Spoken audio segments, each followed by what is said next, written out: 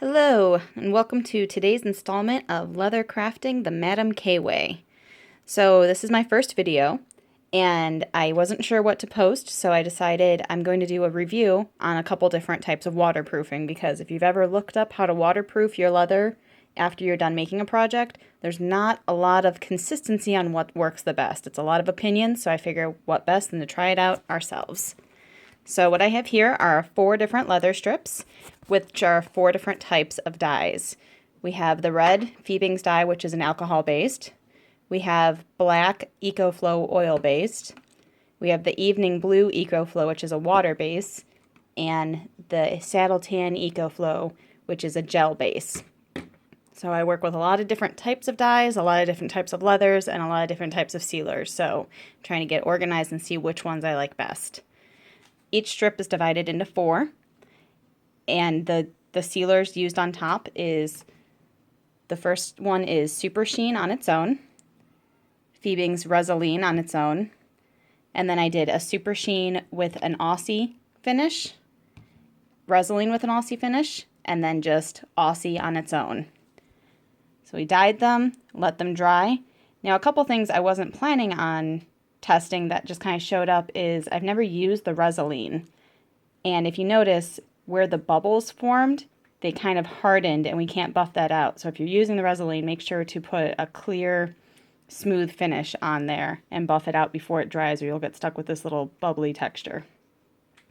Another thing is on certain dyes like the EcoFlow water base, the Aussie really makes the color very different. See how dark blue it is here compared to where I use the Super Sheen. But with the antique gel tan, it seems to not really affect it that much.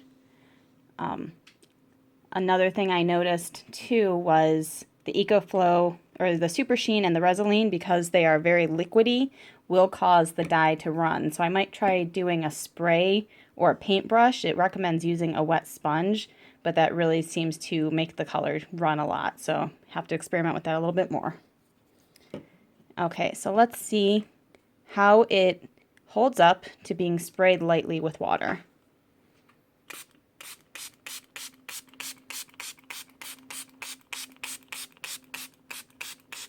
Okay, maybe spray it a little more.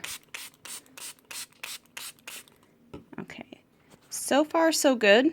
We want to see the pooling on top. We don't want to see it absorbing into the leather, which for the most part, that's what all of them are doing. Give it a second to see if anything starts to absorb.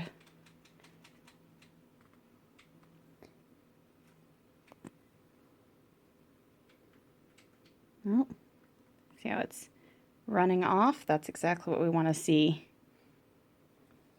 Oh, so I just touched the saddle tan, and it definitely came off. So I'm going to try doing a test to see what colors come off. Okay.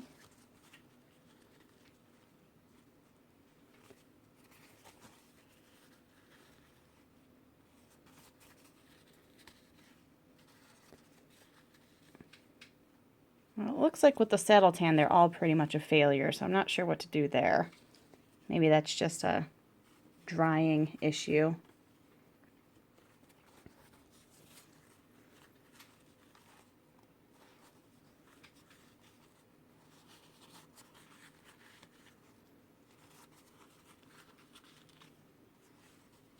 Just a little bit of blue came off on all of that one.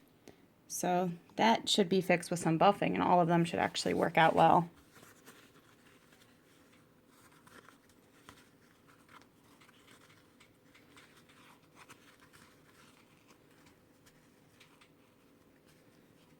Nothing came off with the black oil dye, so that's awesome.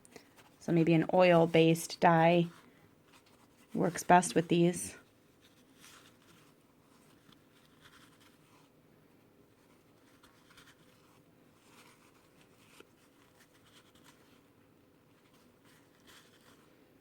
And just a little bit came off each one with the red.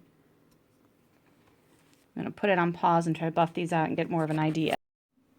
Okay, I'm back. So here's what I found out. With the gel antique and the EcoFlow water-based. Both of them work best with the Resolene. A little bit came off, but I think that's something that can be solved with buffing it out before using the finish, and making sure to put on plenty and letting it dry completely. With the oil-based dye and the alcohol-based dye, those actually worked perfectly with any of them. So I think that has to do with the dye itself sets deep into the leather and dries faster. The problem with that though is, especially with the alcohol-based, see how it's curving? You're going to get a drier leather when it's done. So with any of these, I would always recommend whatever you choose to use, always put a good coating of Aussie leather conditioner on top to keep your product nice and smooth, and add a couple, or nice and soft, and add a little bit of a shine finish to the top. Okay, and that's my review. Doing leather the Madam K way.